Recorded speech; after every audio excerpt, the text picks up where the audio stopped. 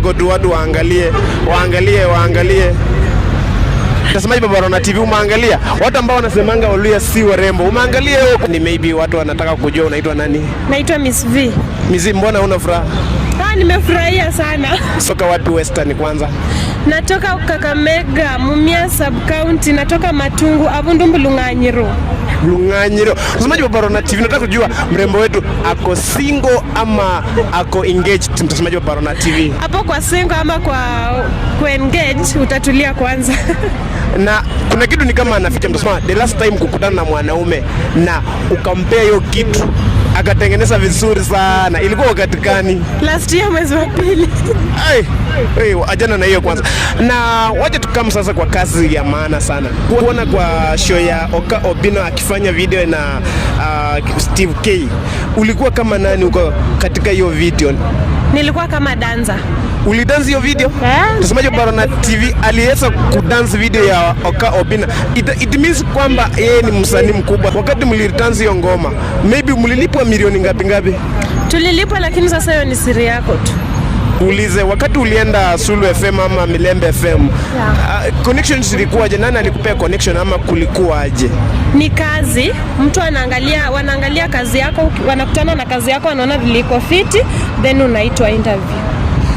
Na nikuulize kitu ingine, kwa comment ungependa kufanya na nani comment kutoka Western Mwe? Unatamani siku moja ufanye naye, ukutane naye, uchape naye collab ya comment? Demo wa Facebook. Demo wa Facebook mahali penyako. Na saizi umekutana na demo wa Facebook, ni kitu gani uko nayo tu ya muhimu ambayo unaweza pea demo wa Facebook mpaka akukubali? Ni content tu ndo nitamwambia, nitatoa tu tuchape content nyingine moja safi. Apart from demo Facebook, umesema bado wewe ni msanii, unaweza damani kufanya na msanii mkani ngoma wa Western? Msanii wa kuimba? Collab tu. Braxton Levy na Matata 254. Matata 254. Mtazamaji wa Baba Rona TV, Matata 254 kama uko hapa umesikia. Na maybe tukuulize, ngoma zako zenye unaimba most unaimba Kiluya ama Kiswahili? Kiluya. Na Miss V. Kisearch Miss V utanipata kila mahali. Mtazamaji Baba Rona TV, tafuta Miss V. Na Miss V, mbona ulitumia hii jina ngumu sana? Watu walikuwa wanaexpect utumie jina kama na Angela, Negesa, Wefuafua. Mbona ulitumia jina ngumu kama hiyo? Si ngumu kwa sababu V nasimamia Vivian. Yeah. Alafu Miss ni kawaida mwanamke.